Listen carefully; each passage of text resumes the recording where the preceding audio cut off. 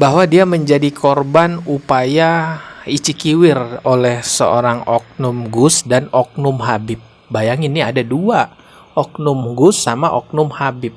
Ya, kalau Gus itu keturunan kiai, sedangkan Habib itu katanya keturunan Nabi. Dia itu diajak syuting tema religi tapi diajak ke kuburan. Ini aneh sih. Kan takon apa kok aku iso sampai kuburan kok gak kabur ae pas iku. Pas pertama kali di Sherlock lokasinya kudu kuburan. Pertama kali Sherlocknya bukan kuburan.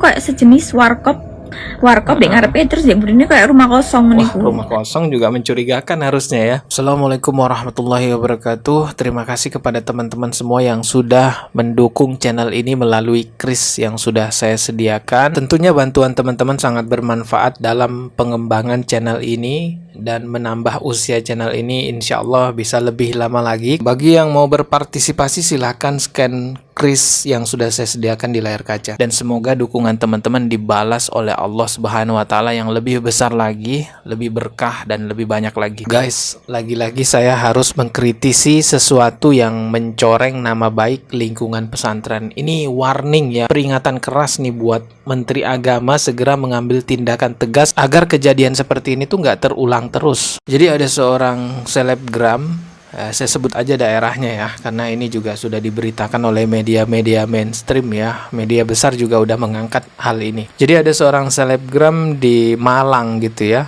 menceritakan pengalamannya bahwa dia menjadi korban upaya icikiwir oleh seorang oknum Gus dan oknum Habib. Bayangin nih ada dua, oknum Gus sama oknum Habib. Ya, kalau Gus itu keturunan kiai, sedangkan Habib itu katanya keturunan Nabi. Berdasarkan cerita selebgram ini di sosial medianya, diduga berupaya melakukan icikiwir kepada selebgram tersebut. Nah, hal ini diceritakan semua lengkap ya di akun IG-nya, bahkan ada bukti chat-chatnya juga. Bahkan juga ada video di sini, tapi ini panjang sekali videonya kalau kita harus menyimak sampai selesai. Intinya di sini dia menceritakan bahwa dirinya sedang dimodusin untuk di icikiwir. Jadi buktinya lengkap nih, ada chat-chatnya, ada juga gombalan-gombalannya. Ini coba kita baca sedikit ya, menjijikan sekali gombalannya. Andaikan saja aku dapat memutar waktu, aku pasti akan menjadi hatimu. Aku pasti tidak akan menyia-nyiakan dirimu. Aku pasti akan berusaha sekeras mungkin untuk tidak mengecewakanmu. Asik, puitis banget gitu ya. Terus si selebgram itu nanya, beliau ada istri kan? Lalu ada yang menjawab di sini, tapi nyaman loh samean, semua dapat di samean. Beliau siap mengorbankan semua demi samean. Wah, samean itu kamu ya kalau di Jawa Timur. Ini gombalan mautnya ya. Tapi akhirnya mbak-mbak ini ya terselamatkan ya. Alhamdulillah tidak sampai ya terjadilah icikiwirnya itu. Dan kalau kita lihat di sini juga sudah ada yang komen nih, Polres Malang Polisi Adem berkomentar, "Halo Kak, untuk penanganan lebih lanjut boleh cek DM. Terima kasih." Alhamdulillah Pak Polisi ya, ini bantu ini selebgram ini. Muak banget saya ngeliatin orang yang memanfaatkan dirinya sebagai oknum Gus, oknum Habib untuk memuaskan nafsunya gitu ya, menggerogoti wanita-wanita. Tapi itu oknum loh ya, itu oknum Gus, oknum Habib. Tentu nggak semua Habib begitu, nggak semua Gus juga begitu. Video ini saya buat sebagai bentuk informasi dan kritikan agar tidak ada korban-korban lagi teman-teman. Lanjut nih ya, kita lihat selebgram tersebut juga membongkar bagaimana pola oknum Gus ini untuk mengajak calon korbannya. Jadi calon korbannya itu diberi penawaran syuting ya lewat agensi, dan syutingnya itu bertema religi, jam kerjanya 1-2 jam, fee 200k. 1-2 jam, fee-nya 200k, berarti 1 jamnya ya sekitar 100 ribuan lah gitu. Jadi modusnya itu ngajak bikin video, film gitu lah ya. Dan anehnya di sini mbak-mbak ini juga curhat, dia itu diajak syuting tema religi tapi diajak ke kuburan. Ini aneh sih. Kan takon apa kok aku iso sampai kuburan kok gak kabur ae pas iku. Pas pertama kali di Sherlock lokasinya kudu kuburan. Pertama kali Sherlocknya bukan kuburan. Kayak sejenis warkop di ngarepe terus yang burine kayak rumah kosong niku. Rumah kosong juga mencurigakan harusnya ya. Lah ketemuannya di kono, mari ngono sepedaku ditinggal kono, aku dek bonceng nang kuburan sukun iku. Jadi ya wis otomatis tuh kono wis kadung nyemplung ya wis gak iso nandi-nandi. Wis mlebu kuburan kono terus akeh kru dan mereka peteng-petengan terus ya wis lah ono aroma minuman, kalian ngerti kan minuman. Jadi sebagian kru yang nunggu dek kono mereka ku sedang minum. Jadi walaupun temanya religi tapi mereka ku sedang minum ya, wis minum ya, wis minum air putih lah berarti. Air putih. Oh, ya. jadi di kuburan itu juga ya ada dugaan minum lah gitu tadi ya, sesuai kata Mbak ini. Dan ini lihat nih jam syutingnya ya. Aku sendiri disuruh shoot jam 7 malam, harusnya jam 9 selesai, tapi malah sampai jam 2 pagi di kuburan pula. La ilaha illallah. Dari jam 7 malam sampai jam 2 pagi ada di kuburan lah. Untung masih selamat, Mbak ya. Nah, Mbak-mbak ini juga mengungkapkan fakta bahwa pengajian Oknum Gus itu ternyata settingan. Dia juga pernah diundang atau diminta gitu ya untuk menjadi orang yang hadir di sana berpura-pura nanya gitu loh di pengajiannya. Nah, perhatikan tulisan ini. Semua yang tanya disetting dan dibayar. Jadi dia juga dibayar untuk bertanya di pengajian tersebut. Kita lihat nih. Ini Kak, proyeknya kan ada majelis di proyeknya Gus. Itu nanti di situ berperan cuma apa? Nanya dalam majelis itu cuma nanya gitu loh. Nanti tentang apa nanti kan kita konsep cuma nanya aja. Gitu mau enggak? Gitu loh. Ya ikut majelisannya juga gitu. Nanti kan di situ banyak orang. Biasanya kayak dulu itu sama Habib Zaidan atau apa gitu loh.